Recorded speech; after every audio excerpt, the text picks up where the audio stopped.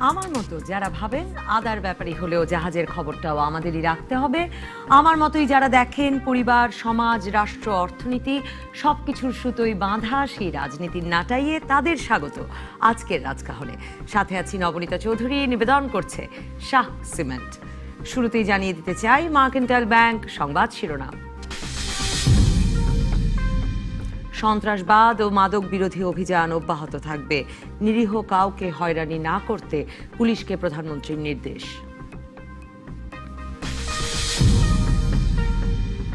একাদশ জাতীয় সংসদের 5টি সংসদীয় কমিটি গঠন, সবকটি কমিটির সভাপতি করা হলো সরকারি দলের সদস্যদের।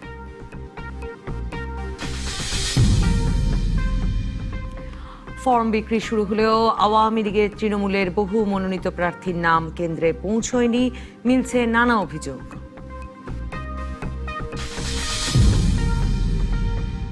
স্বাস্থ্যের পর এবার শিক্ষা খাতেও অনিয়ম ও দুর্নীতি বন্ধে মন্ত্রণালয়কে জরুরি কর্মসূচি নিতে বলল দুর্নীতি দমন কমিশন।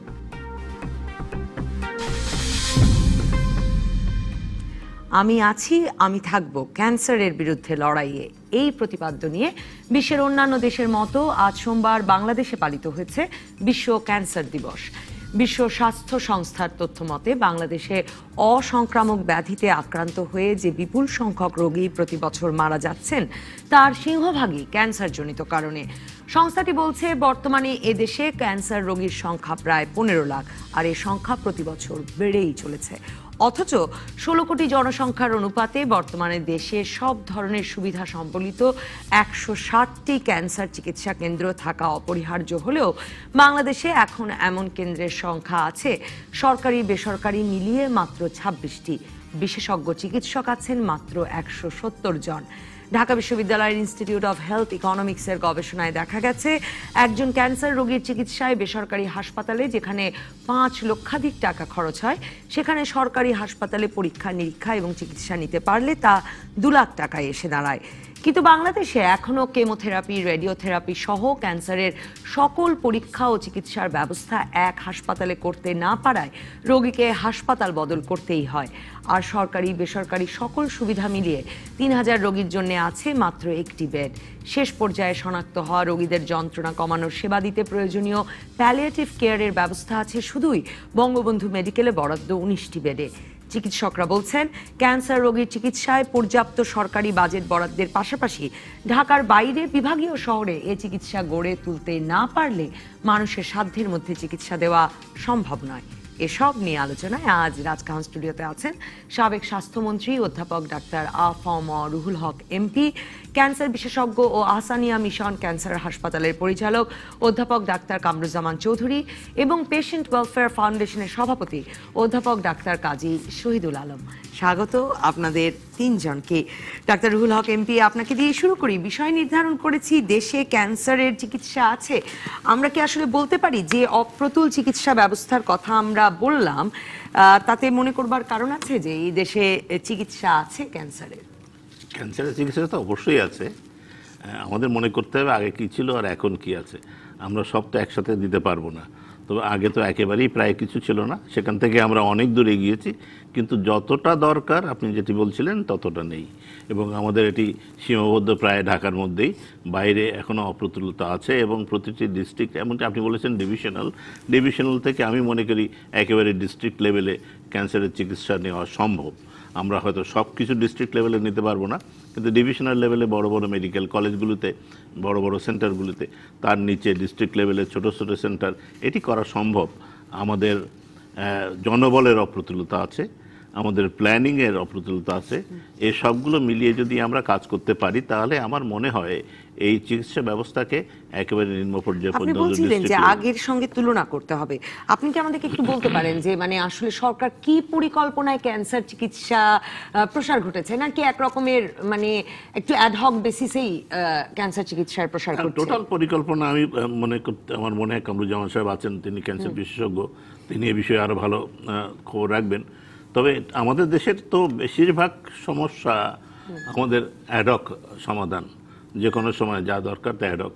তবে ক্যান্সার হসপিটাল ছিল না, আমাদের একটি ক্যান্সার হসপিটাল হয়েছে, এটির শয্যার সংখ্যা বৃদ্ধি পেয়েছে। এটির ইনস্ট্রুমেন্ট এবং টেকনোলজি এবং ম্যান পাওয়ার বৃদ্ধি পেয়েছে, কিন্তু যতটা দরকার ঢাকার বাইরে সেখানে আমাদের সেই সম্ভাবনা আছে, কিন্তু আমরা এখনো নিতে পারিনি। সুতরাং এটার জন্য অর্থ দরকার, ম্যান পাওয়ার দরকার, প্ল্যানিং দরকার এবং সর্বোপরি একটি সমন্বিত প্রচেষ্টা দরকার, তাহলেই এটিকে নিয়ে যাওয়া সম্ভব। তবে ক্যান্সার যে হারে বাড়ছে সারা বিশ্বে এবং সেই সাথে বাংলাদেশেও, আমাদের এটির দিকে বিশেষভাবে নজর দেওয়া দরকার। বিশেষ করে গরিব মানুষ এবং সাধারণ মানুষ, একেবারে অর্থবিত্ত যাদের নেই শুধু তা না, যাদের অর্থবিত্ত আছে তারাও কিন্তু এই চিকিৎসা করতে যেয়ে সর্বশান্ত হয়ে যাচ্ছেন। এদিকে আমাদের নজর দেওয়া বিশেষ দরকার। সুতরাং আমাদের সরকারি ব্যবস্থাপনার মধ্যে যতটুকু আমরা পারছি করছি, বাইরের ব্যবস্থাপনা অবশ্যই কস্টলি, কারণ এর ওষুধপত্র অন্যান্য ব্যবস্থাপনা কস্টলি। সুতরাং সরকারি ব্যবস্থাপনায় আমরা সাধারণ মানুষের কতটা কাজ এগিয়ে নিতে পারবো সেদিকে নজর দেওয়া আমাদের বিশেষ দরকার। ডাক্তার রুহুল হক এমপি, আমি এরপরে যখন আপনার কাছে আসবো, আমি আসলে জানতে চাইবো যে একটা ক্যান্সার নিয়ন্ত্রণ নীতিমালাও নাকি অনেক দেশে করে এক রকমের প্ল্যানের মাধ্যমে এগোনো হয়েছে, আমি সেটাও জানতে চাইবো যে এরকম একটি সমন্বিত নীতিমালা আসলে প্রয়োজন কিনা। ডাক্তার কামরুজ্জামান চৌধুরী, আপনার কাছে আমি জানতে চাই যে আপনি কি বলবেন যে দেশে ক্যান্সার চিকিৎসা আছে? কারণ যদি 15 লাখ মানুষের আমরা ধরি ক্যান্সার রোগী, তাহলে আসলে তারপরে 3000 মানুষের জন্য একটা বেড প্রতি বছর 1.5 লাখ করে বাড়ছে। এই অবস্থা আসলে বলা যাবে কিনা যে বাংলাদেশে ক্যান্সার চিকিৎসা আছে? ধন্যবাদ আপনাকে। প্রথমে বলি যে স্যার যেটা বলেছিলেন রুহুল হক স্যার, যে আসলে দেশে যে ক্যান্সারের চিকিৎসা আমরা কি কতটা উন্নতি হয়েছে কিনা, ডেফিনেটলি উন্নতি হয়েছে। কারণ জাতীয় ক্যান্সার গবেষণা ইনস্টিটিউট 50 বেড থেকে 300 বেডে হয়েছে। 300 বেডে তো আমরা 300 পেশেন্টকে আমরা ট্রিটমেন্ট দিতে পাচ্ছি, এবং যেখানে জাতীয় ক্যান্সার গবেষণা ইনস্টিটিউটে 3000 পেশেন্ট ছিল 1996-7-এ, এখন সেখানে 5000 পেশেন্টকে রেডিয়েশন থেরাপি দেওয়া হচ্ছে এবং আরও কেমোথেরাপি দেওয়া হচ্ছে, এবং শয্যা সংখ্যা বেড়েছে, চিকিৎসার আপনার পরিধি বেড়েছে, এবং আমাদের ম্যান পাওয়ার বেড়েছে। এবং তাছাড়া এটা গেল সরকারি পর্যায়ে। বেসরকারি পর্যায়ে তো অনেক 10 বছরে তো 10টা ক্যান্সার সেন্টার না হলেও 5-6টা ক্যান্সার সেন্টার তো এসছে, এবং মডার্ন টেকনোলজি এসছে। বছর আগে আমাদের ঢাকা মেডিকেল কলেজে মাত্র একটি ইউনিট ছিল এবং তাদের মাত্র কয়েকটি বেড ছিল, এবং অত্যন্ত সীমিত আকারে ঢাকা মেডিকেল কলেজে একটি ক্যান্সার ইউনিট ছিল। সেখান থেকে যে আমাদের একটি ইনস্টিটিউট হয়েছে, 300 বেড হয়েছে, এবং আমরা ডিভিশন এবং ডিস্ট্রিক্ট পর্যায়ে নিয়ে যাওয়ার চেষ্টা করছি। সেই কথাই বললাম, কোর্সগুলো সরকারি বেসরকারি মিলিয়ে 26টি হাসপাতালে আছে, বেসরকারিতে বোধহয় 16টি, আর না বেসরকারিতে 10টি, সরকারিতে 16টি। জি, তাহলে আমরা বলতে পারি ডেফিনেটলি আমাদের 10 বছরে কিছু কিছু তো আমাদের ফ্যাসিলিটিস বেড়েছে, আমরা তো ক্যান্সার চিকিৎসা দিচ্ছি, পরিধি বেড়েছে, টেকনোলজি বেড়েছে, রেডিয়েশনের ক্ষেত্রে বেড়েছে, কেমোথেরাপির ক্ষেত্রে বেড়েছে। কেমোথেরাপির ক্ষেত্রে আরও অনেক উন্নতি হয়েছে, যে দেশে কেমোথেরাপি প্রস্তুত হচ্ছে, এবং খালি কেমোথেরাপি না, মলিকুলার টার্গেট ওষুধগুলো, মলিকুলার টার্গেটের যে ট্যাবলেটগুলো, সেটা কিন্তু বাংলাদেশে প্রস্তুত হচ্ছে। 5-6টা ফার্মাসিউটিক্যাল বানাচ্ছে, এবং বাংলাদেশ থেকেও দেশের বাইরে যাচ্ছে, সেগুলোকে অলরেডি ব্যবহার করা যাচ্ছে, সেগুলো ব্যবহার করা যাচ্ছে, এবং সেগুলো আমাদের দেশ থেকেও দেশের বাইরে যাচ্ছে, এক্সপোর্ট হচ্ছে। সেটা কোয়ালিটি মানও ভালো, এবং রিজিওনাল কান্ট্রিজগুলো যাচ্ছে, শ্রীলঙ্কা বলে, নেপাল বলেন, অন্যান্য কান্ট্রিজগুলো যাচ্ছে। তাহলে আমরা বলবো নিশ্চয়ই যে ফার্মাসিউটিক্যালের ক্ষেত্রে, কেমোথেরাপির ক্ষেত্রে আমাদের উন্নতি হয়েছে, রেডিয়েশনের ক্ষেত্রে আমাদের মেশিন এসছে, টেকনোলজি আমাদের বেড়েছে। কারণ আমরা আগে যখন কোবাল্টের রেডিয়েশন থেরাপি দিতাম, এখন কিন্তু আমাদের লিনেক্সটা ইউজ করছি। খালি লিনেক্সটা না, আমরা হাই প্রোফাইলের ইমেজ গাইডেড রেডিওথেরাপি ইউজ করছি, যেটা 3D আমরা টিউমারের যে সাইজ সেই সাইজের রেডিওথেরাপি দিচ্ছি। সেটা সরকারি পর্যায়ে এসছে, মানে শরীরের অন্য অংশ ক্ষতি করছে না, এবং খুব প্রেসাইজলি টিউমারকে দেওয়া হচ্ছে। তাহলে দেখা যাচ্ছে যে আমরা রেডিয়েশনে আমরা কিন্তু আমাদের ইকুইপমেন্টস এসছে, উন্নতি হচ্ছে, এবং স্ট্যান্ডার্ডাইজেশন হয়েছে অনেক। তাই ডেফিনেটলি 10 বছর তো কিছু হয়েছে, কিন্তু হ্যাঁ, যদি বলেন যে আমার 160 মিলিয়ন পপুলেশন, তার জন্য 160টা ক্যান্সার সেন্টার দরকার ছিল, সেটা আমরা আসতে পারিনি, সেটা সময়ের ব্যাপার। আর পুরো দেশের কথা যদি আমেরিকার কথা চিন্তা করেন, আমেরিকা কিন্তু পুরো পপুলেশনের জন্য পুরো ক্যান্সার সেন্টার তৈরি করতে পারেনি। পার্শ্ববর্তী দেশ ভারতের কথা চিন্তা, সেখানে কিন্তু পারেনি, সেখানেও ল্যাকিংস আছে। হ্যাঁ, সেখানে পলিসি করেছে, তারা 50 ইয়ার্স পলিসি করেছে, কিভাবে আগাবে সেটা আমাদের দরকার। জি, আমি ডাক্তার কামরুজ্জামান চৌধুরী, এরপর যখন আপনার কাছে আসবো, আমি আসলে জানতে চাইবো যে কোনটা বেশি দরকার, যে শনাক্তকরণের প্রযুক্তিটা সারা দেশে ছড়ানো দরকার, না চিকিৎসা প্রযুক্তিটা ছড়ানো দরকার, আর সব সুবিধা এক হাসপাতালে, এটা হলে সুবিধা হবে? সেটাও অনেক ডাক্তারদের মতামত পড়ছিলাম আমি পত্রিকায়, আমি সে বিষয়েও আপনার মত জানতে চাইবো। ডাক্তার কাজী শহীদুল আলম, ব্যাপারটা কি এমন কিনা যে ক্যান্সার রোগটাই এমন রোগ, মানে এমন এক রাজরোগ, যে চিকিৎসা আসলে শুধুই পয়সা থাকলেই সম্ভব? ব্যাপারটা এমনই কিনা? ধন্যবাদ আপনাকে। প্রথমেই আমার বলতে ইচ্ছে করছে যে আপনি রোগীদের সম্বন্ধে বলছেন, কোন রোগীদের সম্বন্ধে বলছেন? যারা ক্যান্সার সম্বন্ধে অ্যাওয়্যার কিনা, জানে কিনা, ক্যান্সার হয়েছে কিনা, এটা কারা? যারা শিক্ষিত লোক তারা তাড়াতাড়ি ধরতে পারে, বুঝতে পারে, তাদের লেখাপড়া আছে, কিছুটা বুঝতে পারে। কিন্তু আমাদের দেশের অধিকাংশ লোক যারা গ্রাম থেকে আসে, যারা বঞ্চিত মানুষ, তৃণমূলের মানুষ, তারা কিন্তু জানে না যে তাতে ক্যান্সার হয়েছে কিনা। আর ক্যান্সার হওয়ার কতগুলো কারণও আছে। যেমন কয়েকটা ক্যান্সার, ব্রেস্ট ক্যান্সার, এটা আমাদের মেয়েরা সাধারণত বলতে চায় না। গরিব মেয়েরা তো এ সম্বন্ধে লজ্জা পায় বলতে গেলে, এমনকি অনেক শহরের মেয়েরাও বলে না। অনেক অ্যাডভান্স করার পরে সেই ক্যান্সার থেরাপি আরম্ভ হয় বা ক্যান্সার চিকিৎসা আরম্ভ হয়। সেটা তো বোধহয় একটা সহজ জাতের ক্যান্সার। আচ্ছা, সেটা সহজ জাতে, মানে আমি সহজ জিজ্ঞেস নয়, করছি, হ্যাঁ। সহজ নয়। হ্যাঁ। এমন এমন মেয়ে আসে যাদের পুরো ব্রেস্ট অর্ধেকটা চলে গেছে, তারপরে না, breast যদি আসে। তাড়াতাড়ি শনাক্ত তাড়াতাড়ি, করা যায় হ্যাঁ, তাহলে তাহলে এটা বরং একটা সহজ জাতের অনেক- ক্যান্সার। অনেক- সেটা অনেক বলতে treatable চেয়েছি। ইউটেরাস cancer, ক্যান্সার, হ্যাঁ। ইউটেরাস ক্যান্সার এটাও আরেকটা লজ্জার ব্যাপার। এখনও আমরা যে মেয়েদের যে প্যাড ব্যবহার করতে হয়, পরিষ্কার প্যাড ব্যবহার করতে হয়, কখন করতে হয়, এ সম্বন্ধে আমরা কথা বলি না। আমাদের মা বাবারাও আমাদের এগুলো শিখায় নাই। অতএব এইগুলো সম্বন্ধে অ্যাওয়ারনেস ডেভেলপ করতে হবে। যদি অ্যাওয়ারনেস না থাকে তাহলে ক্যান্সার বাড়তেই থাকবে, আর অ্যাওয়ারনেস যদি থাকে তাহলে আপনি ক্যান্সার কমাতে পারবেন। ক্যান্সারের চিকিৎসায় আমি যেটা বুঝি, আমি একজন সার্জন, আমি বুঝি যত তাড়াতাড়ি আমি রোগী পাবো তত তাকে আমি ভালো করতে পারবো, এমনকি তারটা আমি বন্ধও করতে পারি। আর এছাড়া ক্যান্সার রিসার্চ হচ্ছে বিভিন্ন মানে জায়গায়। ক্যান্সারে টার্ন করার সময়ও কি বন্ধ করা যায়? হ্যাঁ, আচ্ছা। নিশ্চয়ই নিশ্চয়ই, যদি আর্লি স্টেজে ধরতে পারেন, and if you take it out, totally আপনার ভালো হয়ে যাবে। এটা না যে আপনার ক্যান্সার হলেই মৃত্যু, এরকম কিছু না। ক্যান্সার হলেও অনেকে ভালো হচ্ছে। আমাদের ধারণা হয়ে গেছে ক্যান্সার হয়েছে, ক্যান্সার মানে কি? ক্যান্সার সেই ওয়ার্ডটার মানে মানুষের কাছে একটা ভীতি সঞ্চয় করেছে। সেই জন্য বলতে হবে যে ক্যান্সার মানেই এই না, ক্যান্সারকে শনাক্ত করতে হবে, তাড়াতাড়ি শনাক্ত করতে হবে। এছাড়া শহরে দেখেন, আমাকে শহরে আমরা আস্তে আস্তে সব ছেলে মেয়ে মোটা হয়ে যাচ্ছে, খেলাধুলা করে না, তারা খাচ্ছে, ফাস্টফুড খাচ্ছে, বিভিন্ন ধরনের ক্যান্সার হচ্ছে। খাবারের মধ্যেও আমাদের আমি ক্যান্সারের কদিন আগে অনেক জিনিস পড়ছিলাম আছে। যে ঢাকার বস্তিতেও নাকি স্থূলকায় মহিলার সংখ্যা বাড়ছে, কারণ তাদের কায়িক শ্রম কমে যাচ্ছে। একটা জিনিস আপনি লক্ষ্য রাখবেন, বিদেশে যারা বড় মানে ডেভেলপ ওয়ার্ল্ড, সেখানে মোটা লোক দেখলে আপনি বুঝবেন সে কিন্তু গরিব মানুষ। লোক, হ্যাঁ। আর পাতলা লোক তারাই কিন্তু স্বাস্থ্য সচেতন, এবং স্বাস্থ্য সচেতন লোকের ক্যান্সার হয় কম। অতএব এগুলো সব কিছু কারণ সে ব্যালেন্স খাবারটা করতে বেছে হবে, খায়, কনসাসনেস exercise করতে হবে। করে। এ যদি না হয় তাহলে শুধু ক্যান্সার চিকিৎসা করলাম, কত ক্যান্সার চিকিৎসা করবেন? যত বাড়তে থাকবে তত চিকিৎসা করবেন, একটা হিউজ পপুলেশন। এছাড়া শহরে আজ কারা আসছে, এর জন্যই আমাদের পেশেন্ট ওয়েলফেয়ার ফাউন্ডেশন। শহরে এসে সে জানে না কার কাছে যেতে হবে, রং লোকের কাছে যাচ্ছে, বিভিন্ন চটকদারি সমস্ত অ্যাডভার্টিজমেন্টের কাছে যাচ্ছে, উল্টোপাল্টা চিকিৎসা হচ্ছে। তারপরে যখন লাস্টলি সে একটা ভালো ডাক্তারের কাছে আসে, তখন তার টাকা শেষ, সে কোথায় যাবে? কিন্তু এর যাবে জন্য- কোথায়? মানে 15 লাখ লোকের জন্য 170 জন ডাক্তার, তাহলে মানে ঠিক লোকটার কাছে পৌঁছানো তো প্রায় অসম্ভব আমার সেই কাছে, পরিসংখ্যান বলছে। সেই ডাক্তারের কাছে তো যেতে পারছে না। আপনার রেল স্টেশনে, বাস স্টেশনে দেখেন, এইটা হইলে অমুকের কাছে যান, সব উল্টো পাল্টা কথাবার্তা। এবং সেগুলো আমাদের কাগজে, দৈনিক কাগজে, আপনাদের হচ্ছে। মিডিয়ায় সেগুলো ছাপানো হয়, ঘন্টার পর ঘন্টা তারা টেলিভিশনেও আজকাল টেলিভিশনে দেখি কথা দেখায়, বলে। হ্যাঁ, তার সেসব এগুলো আগে বিজ্ঞাপন বন্ধ দেখাচ্ছে। করেন, এগুলো বন্ধ করতে টেলিভিশনে হবে, বিজ্ঞাপন এগুলো হচ্ছে বন্ধ করতে হবে। ক্যান্সারের সরকারের চিকিৎসা আইন করে পূর্ণ বন্ধ কি করতে হবে। পূর্ণ 100%। হ্যাঁ, ক্যান্সারের পূর্ণ চিকিৎসা নিয়ে আমি এখানে বিজ্ঞাপন আমাদের দেখেছি আইনজ্ঞ টেলিভিশনে। বসে আছেন যারা আইন তৈরি করেন। এই আইন তৈরি করতে হবে যে এই ধরনের টিজ করলে, এই ধরনের লোককে ঠকালে তাদের জেল হবে, ফাঁসি হবে।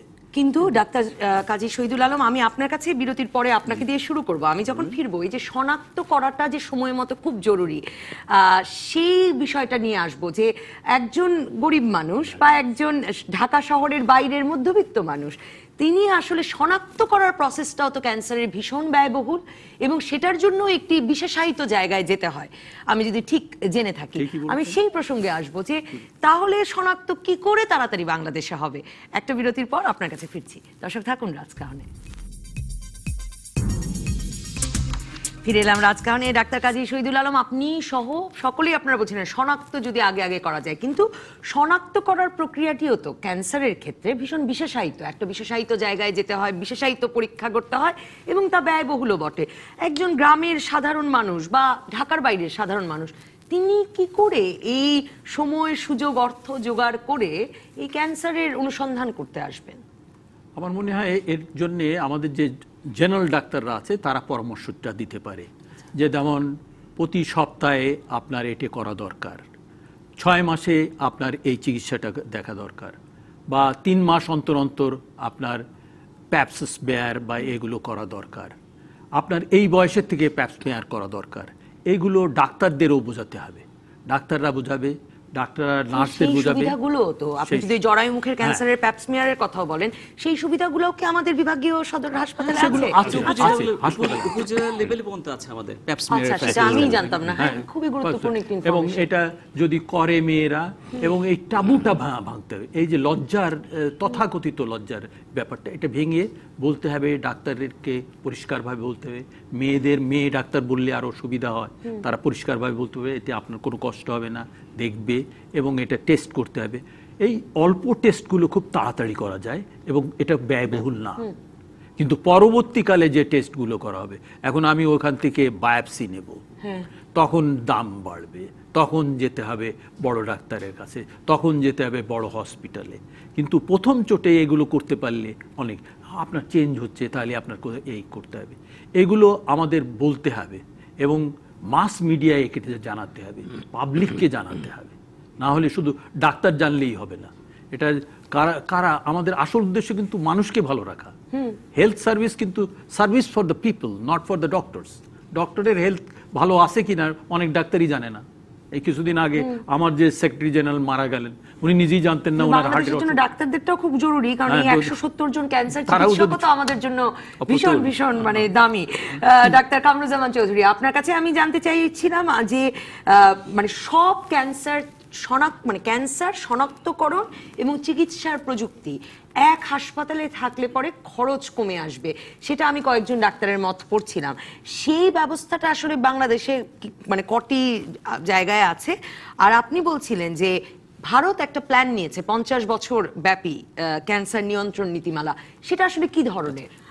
প্রথমে যেটা কথা বলেছিলেন যে ডায়াগনোসিসের জন্য একটা হাসপাতাল, এখন কিন্তু আমাদের মেডিকেল কলেজ হাসপাতালে কিন্তু আপনার ক্যান্সার ডায়াগনোসিসের জন্য সাইটোপ্যাথোলজি এগুলো সব হয়ে গেছে, যেগুলো আমাদের ডিস্ট্রিক্ট লেভেলে এখনো যায়নি। ডিস্ট্রিক্ট লেভেলে আমাদের এক্সপান্ড করতে হবে। মানে মেডিকেল কলেজগুলো পর্যন্ত আমাদের ক্যান্সার ডায়াগনোসিসের জন্য ফ্যাসিলিটি যেগুলো আছে সেগুলো আমার মনে হয় যে মোটামুটি সম্ভব। ইমিউনোসাইটোকেমিস্ট্রি মানে যত ঢাকার বাইরে যত মেডিকেল কলেজ আছে কলেজগুলোতে সেগুলোতে হয়। সাইটোপ্যাথোলজি ডিপার্টমেন্ট আছে, সেটা করতে পারবে। আর যদি ইমিউনোসাইটোকেমিস্ট্রি করতে হয় আরো প্রিসাইজ, ওইটার জন্য স্পেশালাইজড সেন্টারে পাঠাতে হবে। এটা পৃথিবীর অন্য জায়গায় যদি আপনি ইমিউনোসাইটোকেমিস্ট্রি করেন, একটা স্পেশালাইজড সেন্টারে যেতে হবে, স্পেস ল্যাবে পাঠাতে হবে। তাই আমি মনে করি যে মেডিকেল কলেজ পর্যন্ত আমাদের ডায়াগনোসিসের জন্য যথেষ্ট আছে, এটাকে আরো আপগ্রেড করা যেতে পারে। আর আমাদের ডিস্ট্রিক্ট লেভেলে এক্সপান্ড করতে পারলে মানুষের দৌড়গোড়ায় আমরা ডায়াগনোস করতে পারবো। আর আমি জানতে চাচ্ছিলাম যে মানে সেক্ষেত্রেই বলছিলেন যে শনাক্তকরণ এবং চিকিৎসা প্রযুক্তি আসলে সকল কিছু এক ছাদের তলায় আছে, এরকম বাংলাদেশে চিকিৎসা ব্যবস্থায় আছে কিনা? আজকাল কিন্তু মানে এক জায়গায় যে থাকতেই হবে নট নেসেসারিলি, মানে যেমন বলছে যে ইমিউনোসাইটোকেমিস্ট্রি, আজকাল তো এই মানে সে একদম গ্রামে বসে সে যদি ডিজিটাল ব্যবস্থাপনায় ইমিউনোসাইটোকেমিস্ট্রি সে আমেরিকায় বসেও রিপোর্ট করতে পারে। আচ্ছা, this is possible, this is already it is possible here. মানে প্যাথোলজি ডিপার্টমেন্ট আমাদের ক্যান্সারের একটি তো অনেক রোগীরা আমার সাথে একমত হতে পারেন যে জিনিসটি আমাদের একটু দুর্বলতা আছে, সেটা যেটা মাইক্রোস্কোপের তলায় দেখে যে হিস্টোপ্যাথোলজি, যে এটি যে ক্যান্সার কি ক্যান্সার না। আবার অনেক রোগীরা বলেন যে এখন নাকি যে কোনো রোগী বুঝতে না পারলে, মানে এটা চলতি কথায় আমরা আলাপ করি আর কি চায়ের টেবিলে, যে অনেক সময় এখন ডাক্তাররা নাকি কোনো রোগ বুঝতে না পারলেই ক্যান্সার সন্দেহ করতে শুরু করেন। শেষ মুশকিলের কথা অনেকে বলেন। আমার অনেক কোনো এক্সপেরিয়েন্স ডক্টর এটি বলবেন না। তো আমি যেটি বলছিলাম যে আমাদের হিস্টোপ্যাথোলজি, যে মাইক্রোস্কোপ বা টিস্যু বায়োপসি, টিস্যু এক্সামিনেশন করে যে পরীক্ষাটা করে যে বলতে হয় যে আমাদের এটি ক্যান্সার কি ক্যান্সার না, এই জায়গায় আমাদের কিছু দুর্বলতা রয়ে গেছে। অনেক জায়গায় আমাদের অনেক সময় ভুল রিপোর্ট বা সাসপিশিয়াস রিপোর্ট বা রিপোর্টটা ঠিক সঠিক নয়।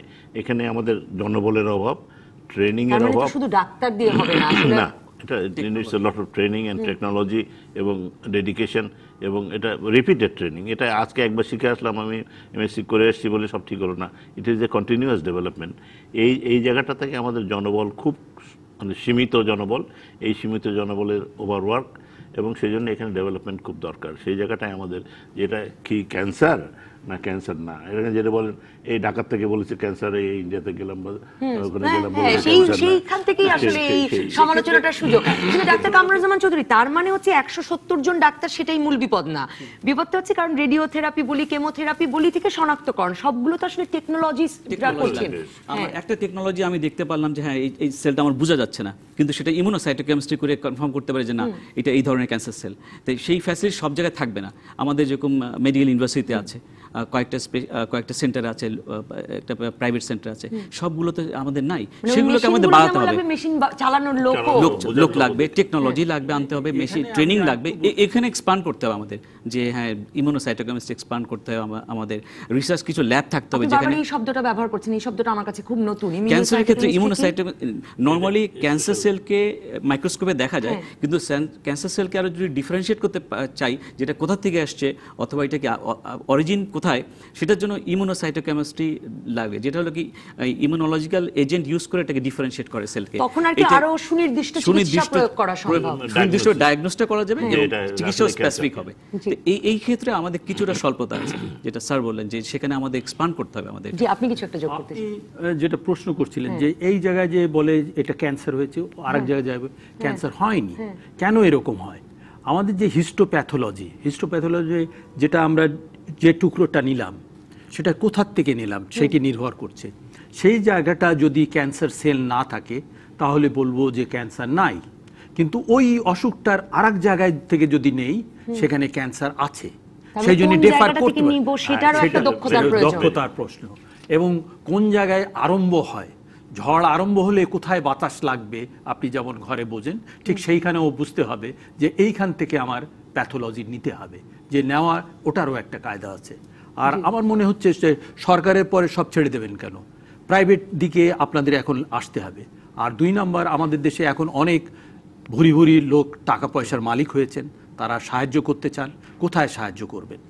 এবং এই যে জিনিসটা ও ব্যাংক করে যে তারা সিএসআর দেয়, সেরকম সিএসআর এর একটা বন্দোবস্ত করেন। সমস্ত কেমিক্যাল ফ্যাক্টরিগুলো যেগুলো আছে, যেগুলো ফার্মাসিউটিক্যাল ফ্যাক্টরিগুলো আছে, তাদের উচিত হবে যে 10 to 20% তারা ডোনেট করুক এই ক্যান্সারের জন্য, ডোনেট করুক এই হাসপাতালের রোগীদের জন্য, ডোনেট করুক গরিবের জন্য। এটা যদি না করেন তাহলে তার একটা এক্সাম্পল বাংলাদেশে আছে, আসেন মিশন ক্যান্সার হাসপাতাল, সিএসআর ফান্ড থেকে দিয়েছে, একটা রিক্সা পুলার কিন্তু টাকা ডোনেট করেছে এবং চিকিৎসকরা দিয়েছে, আরো সবাই ব্যক্তি বিশেষ সবাই দিয়েছে, এবং সেখান থেকে একটা ক্যান্সার হাসপাতাল হয়েছে, যে স্যারও জড়িত এটার সাথে।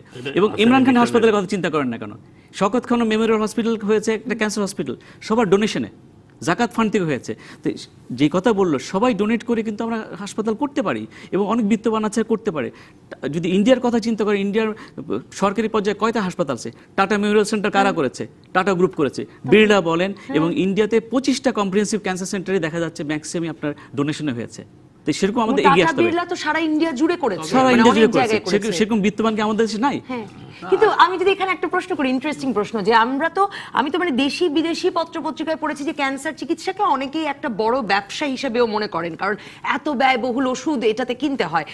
মানে এরকম একটা ব্যবসা আমাদের দেশের বেসরকারি হাসপাতাল তো যেখানে সেখানে গজিয়ে উঠছে, ক্যান্সার চিকিৎসার ব্যবস্থাটা বেসরকারিভাবে গজিয়ে উঠছে না কেন? যদি ক্যান্সার চিকিৎসা যদি ব্যবসা হয়, তাহলে স্লোয়ান ক্যাটারিং এমডি অ্যান্ডারসন কি ব্যবসা করেছে? কোনো ব্যবসা করে অন্য বিজনেসে লাগিয়েছে না। টাটা মেমোরিয়াল কি ব্যবসা করেছে? না, তারা ডোনেট করেছে। ক্যান্সার চিকিৎসা এক্সপেন্সিভ, এই জন্য কেউ যায় না, যে হ্যাঁ ডেফিনেটলি এখানে লাভ বেশি নাই, কিন্তু এটা ফিজিবল, নাহলে তো টাটা অন্য এসব সেন্টারগুলো থাকতো না। হ্যাঁ, ব্যবসা হচ্ছে না, বাট চলতে পারে না। এখানে একটা এক্সপ্লানেশন আছে। এক্সপ্লানেশন হলো ক্যান্সারের জন্য চিকিৎসা করে যারা, ওষুধ তৈরি করে, প্রথম স্টেজে তাদের অনেক টাকা ইনভেস্ট করতে হয়, মিলিয়নস অফ টাকা, এবং তারপরে ওষুধটা তৈরি হয়। তখন তারা এটার পেটেন্সি করে যে 5 বছর আমার এই ওষুধ নিতে হবে, এই টাকা দিতে হবে, তখনই তারা লাভ করে। এতদিন যারা ইনভেস্ট করলো এইটার জন্যই এই ওষুধগুলোর দাম বেশি, এবং পরবর্তী 5 বছর পরে তার আর ওই পেটেন্সি থাকে না। তখন ডাক্তার চৌধুরী, আপনার কাছে জিজ্ঞেস করেছিলাম, এই উত্তরটা আবার আমি ডাক্তার রুহুল হকের কাছ থেকেও নেব, যে একটা ক্যান্সার নিয়ন্ত্রণ নীতিমালা, যদি পাশের দেশ ভারতের কথা বলি, কি ওরা কি ঠিক করেছে সেখানে? 50 ইয়ার্স প্ল্যানে যেটা ভারত করেছে, সেটা প্রথমে কিছু comprehensive cancer centre, regional cancer centre করেছে, বিভিন্ন রিজিওনাল ক্যান্সার সেন্টারের মধ্যে কতগুলো ডিস্ট্রিক্ট একত্র করেছে, যে ডিস্ট্রিক্টের পেশেন্টগুলো এই রিজনে যাবে, রিজনাল ক্যান্সারটা যাবে। লাইক কেরালাতে করেছে, কেরালাতে কম্প্রিহেন্সিভ ক্যান্সারটা কেরালা, সেখানে ওই কয়েকটা ডিস্ট্রিক্টের পেশেন্ট ওখানে যেত, ওখানে সব স্পেশালাইজ সব কিছু আছে।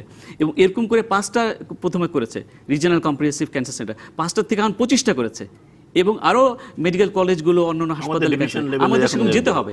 আমাদের 7-8টা ডিভিশন আছে, 7-8টা ডিভিশনে আমাদের রিজিওনাল ক্যান্সার সেন্টার regional হতে cancer পারে, center করা যে উচিত। এখানকার লোক এখানে আসবে, ওখানে আমরা ওই concentrate on technology and man power আর আদার থিংস, এবং ছোট ছোট যে টেস্ট এগুলো বাইরে হতে পারে, বেশি কিছু লাগলে এখানে আসতে পারে। সেই জন্য একটা টোটাল প্ল্যানিং দরকার, যে প্ল্যানিং এর মাধ্যমে আমাদের এগোতে হবে, তা নাহলে হজবর লোকের এগুলো আমাদের যেখানে আমাদের শল্য চিকিৎসক যারা ক্যান্সার সার্জিক্যাল অনকোলজিস্ট তৈরি করতে হবে আমাদের, যারা আছে সেটা অল্প, মেডিকেল অনকোলজিস্ট আমাদের তৈরি করতে হবে, মেডিকেল আমাদের কম, যারা স্বীকার করবেন, এবং মেডিকেলের পদগুলো তৈরি করতে হবে আরও, এবং আমাদের রেডিয়েশন অনকোলজির পদগুলো তৈরি করতে হবে আরও, এবং আমাদের প্ল্যান করতে হবে যে আমরা একটা ক্যান্সার সেন্টারে কতজন থাকবে, কত এবং কয়টা মেশিন থাকবে, কিভাবে আমাদের চলবে, এই একটা টোটাল ওয়ার্ক করতে। তাছাড়া আরেকটা জিনিস প্রথমে করা উচিত, যেটা আমরা বাংলাদেশে কোনো ক্যান্সার রেজিস্ট্রি তৈরি হয়নি। ক্যান্সার রেজিস্ট্রির উদ্দেশ্য কি? ক্যান্সার রেজিস্ট্রি বলে দিবে আমার ক্যান্সার কোন রিজনে, আমার কোন ক্যান্সারটা বেশি, আমার বরিশালে কি সার্ভাইকাল ক্যান্সার বেশি না ব্রেস্ট ক্যান্সার বেশি, তাহলে বরিশালে আমি কি করবো, সার্ভাইকাল ক্যান্সারের ফ্যাসিলিটি গ্রো ওখানে বেশি দিব।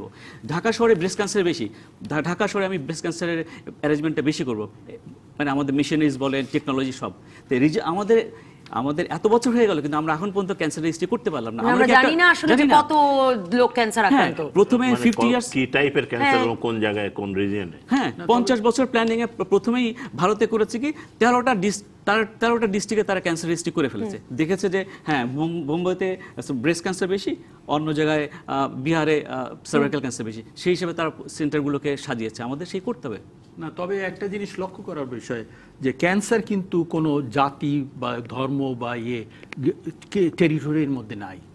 ক্যান্সার রিসার্চ হবে সারা দুনিয়ায়, এবং সেই রিসার্চ প্রোডাক্টগুলো আমাদের নিয়ে আসতে হবে।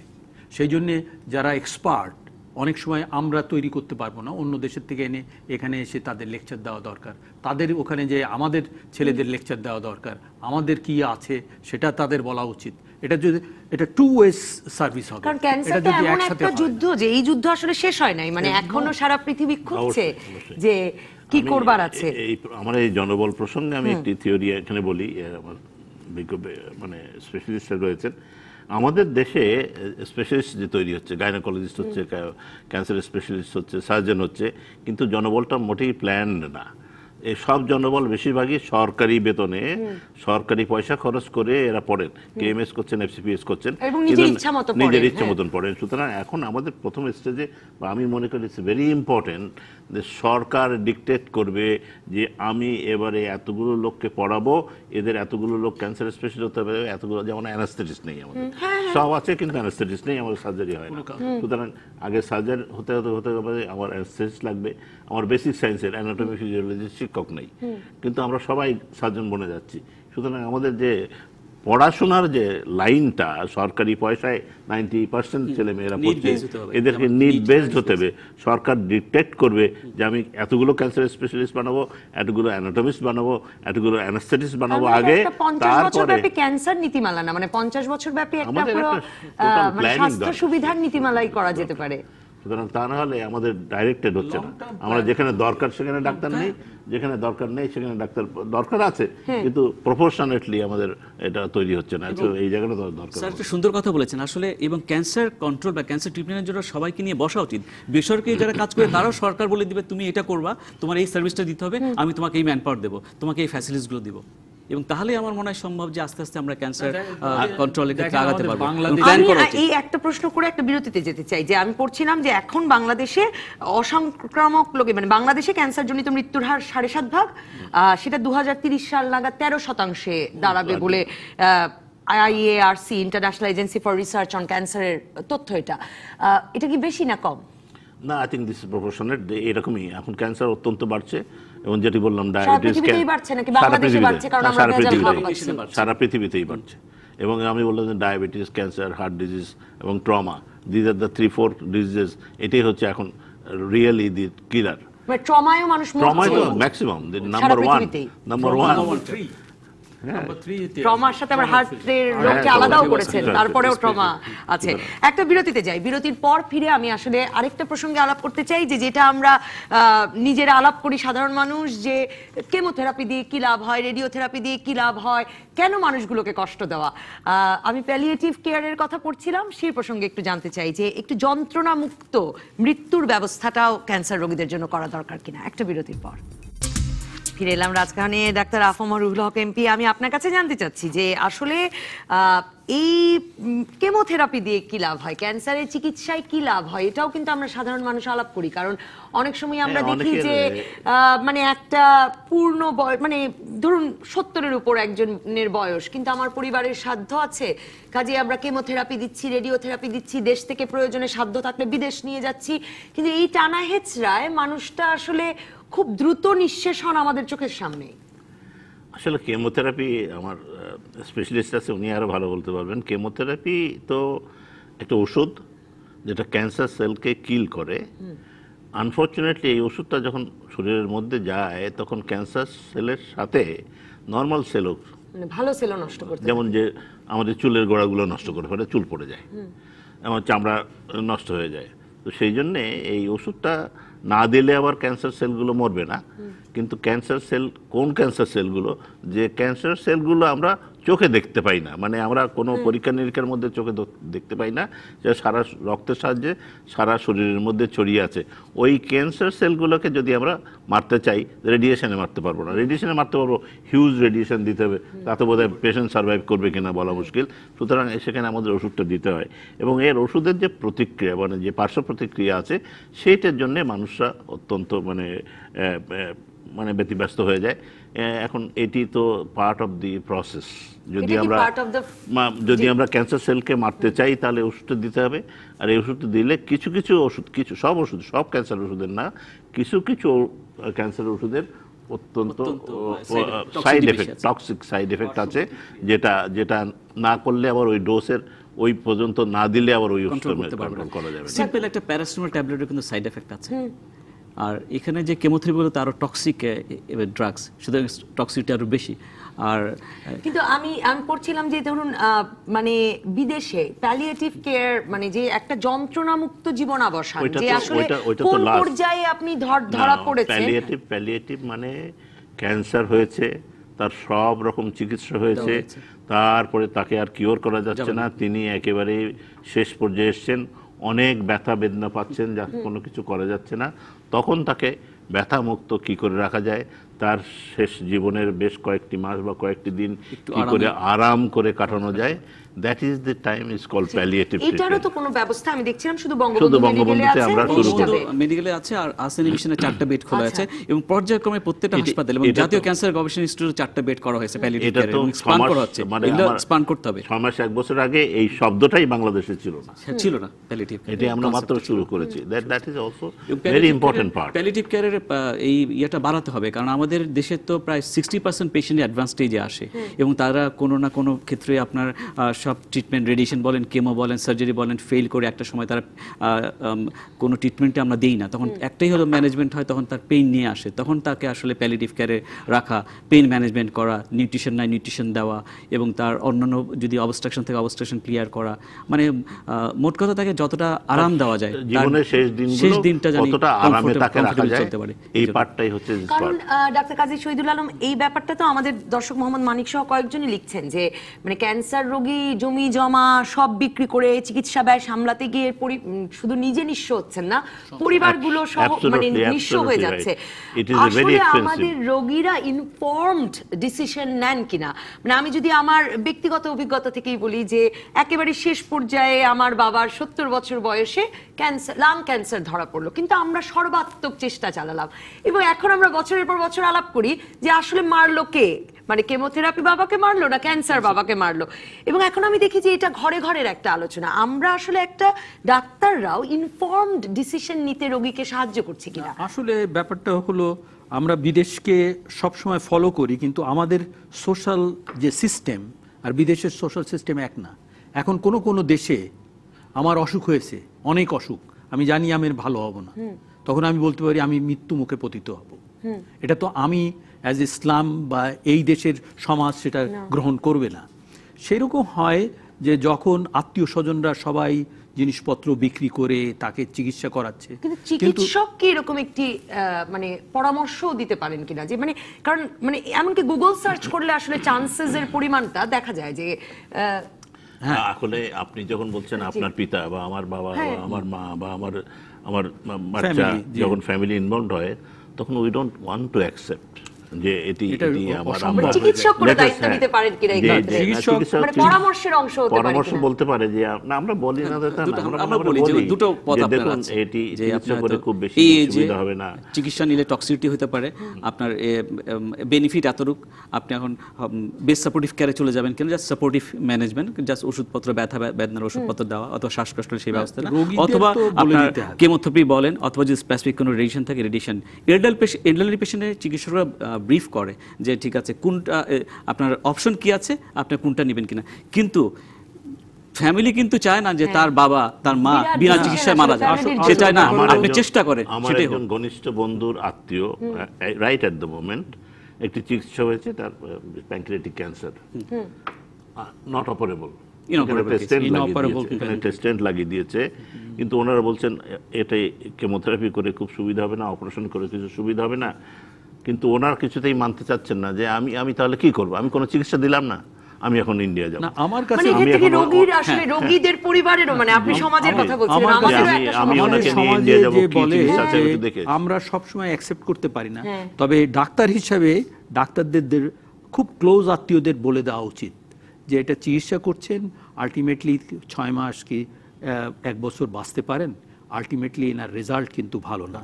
এতে সুবিধা হলো যে তারাও একটা অ্যাওয়্যার হতে পারে, আর 2 নম্বর হলো যে তার প্ল্যান প্রোগ্রাম একটা মরার আগে যদি কেউ একটা টাইম পায়, ইট is a very good time, it is a good time. মানে সেই সময় কি আসলে কেমোথেরাপি দিয়ে বেডে রাখবো নাকি বেড়াবো বাবাকে নিয়ে, মেয়েকে জিনিস দেব, আমার মেয়েকে কোনটা দেব, ছেলেকে কোনটা দেব, কাকে দেব, সবকিছু। আপনার হার্ট অ্যাটাক হলে তো আপনি কিছুই করতে পারবেন না, ইমিডিয়েটলি আপনি চলে যাচ্ছেন, you don't know where you are going. সেই এটা হলো it is a disguise and blessing, এইটা যে খারাপ জিনিসের মধ্যে ভালো জিনিস, মানে ক্যান্সার 3 মাস থেকে 6 মাস থেকে কয়েক বছর সময় দিতে পারে। আসলে কতদিন সময় দেয় ক্যান্সার চিকিৎসা আমাদেরকে, সেইটা বলে যদি ডিপেন্ড করে। এখন যদি স্টেজ 4 এর ক্যান্সার হয় 6 মাস হতে পারে, 2.5 বছর হতে পারে। আমাদের দেশে একটা কনসেপ্ট কি, সবার যখন ডায়াগনোসিস হয় প্রথমেই তার অ্যাটেন্ডেন্স বা তার ছেলে মেয়ে এসে বলে যে হ্যাঁ, আর প্রথমে বললে যে ডায়াগনোসিসটা হয়েছে যে এই ক্যান্সারের কথা আমার বাবা মাকে বলবেন না, তাহলে মারা যাবে। কিন্তু বিদেশে কি হয়, আপনারা আমরা আমেরিকার এক্সাম্পল দিই, আমরা ইউরোপের এক্সাম্পল দিই, আমরা ভারতের এক্সাম্পল, তারা কিন্তু পেশেন্টের সাথে 1-to-1 কথা বলে যে আপনার এই হয়েছে, আপনার লাইফ এক্সপেক্টেন্সি এই হতে পারে, এতদিন বাঁচতে পারেন, এই ওষুধ আপনি ইউজ করতে পারেন, এই টক্সিসিটি হবে এই, এবং তার সবগুলো পুরোটা এক্সপ্লেইন করে, ডিসিশন তখন রোগী নিজেই নেন যে তিনি আসলে বিষ ঢোকাবেন শরীরে না, এবং তারপর কথা বলে যে এটা আপনি ইন্স্যুরেন্সে কভার করবে, এটা আপনি ইন্স্যুরেন্সে কভার করবে না, তার নিজের পকেট থেকে দিতে হচ্ছে না, তাকে পে করছে ইন্স্যুরেন্স, শুধু সে ডিসিশন নেয় যে সে কোনটা নিবে কি নিবে না। আমাদের দেশে তো উল্টো, আমাদের আপনি বলবেন যে না আমার বাবাকে বলবেন না, উনি তো শুনলে মারা যাবে। আর প্রথমে আপনি যে স্ট্যাটিস্টিক্স বললেন যে আমাদের দেশে মধ্যবিত্ত গরিব এবং বিত্তবান মানুষও চিকিৎসা করাতে যে একেবারেই নিঃস্ব হয়ে যান, বেশি অনেক ক্ষেত্রেই কারণ তারা মেনে নিতে চান না যে আর চিকিৎসা দিব না, দেখি আর একটু জমি যেটুকু আছে একটু বিক্রি করে দিয়ে দেখি। কিন্তু এই জায়গাটাই আমাদের সেন্টিমেন্টাল অ্যাটাচমেন্ট, এবং এটিতে কি করা যাবে বা কেমন করে আমরা এখান থেকে পরিত্রাণ পাবো সেগুলো বলা খুব মুশকিল। তবে যেহেতু সরকারি লেভেলে আমাদের চিকিৎসা ব্যবস্থা অনেকটা বাড়ছে, আমরা যতটুকু বাড়ার দরকার ততটুকু এখনো বাড়াতে পারি নাই, কিন্তু সরকারের সদিচ্ছা। এবার একজন মন্ত্রী আছেন ক্যান্সার বিশেষজ্ঞ, আশা করি নিশ্চয়ই তিনি এটি দেখছেন বা হয়তো বা দেখবেন, তিনি এটি নিশ্চয়ই বলেছেন এবং অলরেডি তিনি বলেছেন ডিস্ট্রিক্ট লেভেলে এই ক্যান্সারের চিকিৎসা নিয়ে যাবেন। আমরা আশা করছি তার মাধ্যমে এই ক্যান্সার চিকিৎসার উন্নতি হবে, আমরা আশাবাদী। ডাক্তার কামরুজ্জামান চৌধুরী, আপনি শেষ করুন, কি মানে আপনি কি বলবেন যে আসলে ক্যান্সারের বিরুদ্ধে লড়াই কতটা অর্থপূর্ণ লড়াই? না, ডেফিনেটলি অর্থপূর্ণ। আমরা ক্যান্সারের বিরুদ্ধে লড়াই করার জন্য আমাদের প্রথমে আমাদের এরকম গরিব দেশে আমরা প্রথমে যেতে হবে আমাদের প্রিভেনশন করা। 40% ক্যান্সার দ্য প্রিভেনশন। আমরা ফার্স্টে প্রিভেনশনে যাব, প্রিভেনশনের পর আমরা আর্লি ডিরেকশনের চেষ্টা করবো। আর্লি ডিরেকশন করতে হলে কিন্তু আমাদের সেন্টার লাগবে ট্রিটমেন্ট করার জন্য। আমি স্ক্রিন করে নিয়ে আসলাম আর্লি ডিরেকশনের জন্য, সেন্টার বাড়াতে হবে। প্রথমে আমি প্রিভেনশনে যাই, মিডিয়াতে আমরা বলি ক্যান্সার প্রিভেনশনের কথাগুলো আমরা বলি, প্রচার করি, তারপর আমরা আর্লি ডিরেকশনের দিকে আমরা আগাই, আমরা আমাদের সেন্টারগুলো বাড়াই, এবং তারপর জীবনে আমরা কি কি পরিবর্তন আনলে, এই প্রশ্নটা কয়েকজন দর্শক করেছিলেন যে কি কি পরিবর্তন আনলে ক্যান্সার থেকে নিজেকে নিরাপদ রাখা যাবে, মানে প্রথম হলে ফিজিক্যাল এক্সারসাইজ। আমি যদি নামাজ পড়ি 5 বলেছিলেন ওয়াক্ত, ডাক্তার আলম তাহলে যদিও। কিন্তু আমার আপনার ক্যান্সার হওয়ার ঝুঁকি কমে যাবে।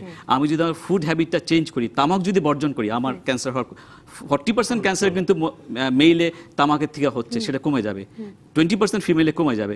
আমি যদি আমার ডায়েটটা যদি আমরা আঁশযুক্ত খাই, তাহলে কিন্তু আমার কোলোরেক্টাল ক্যান্সার আমার হচ্ছে না। মানে শাকসবজি শাকসবজি যদি খাই প্রচুর, পরিষ্কার পরিচ্ছন্ন হ্যাঁ পরিষ্কার পরিচ্ছন্ন পরিষ্কার থাকি, পরিচ্ছন্ন আমি থাকি। জেনারেটাল হাইজিন মেনটেন করি, সার্ভাইকাল ক্যান্সার হবে না, Hygienic হবে না। হয়েছে। এবং আমি যদি মানে পরিমিত মানে বাচ্চা কাচ্চা যদি কম নেই, সার্ভাইকাল যে টিয়ারটা হয়, জরায়ুর মুখের ক্যান্সার হবে না। তাহলে আমরা দেখা যাচ্ছে লাইফস্টাইল চেঞ্জ করলে, বিহেভিয়ার চেঞ্জ করলে আমরা 40% ক্যান্সার প্রিভেন্ট করতে পারবো।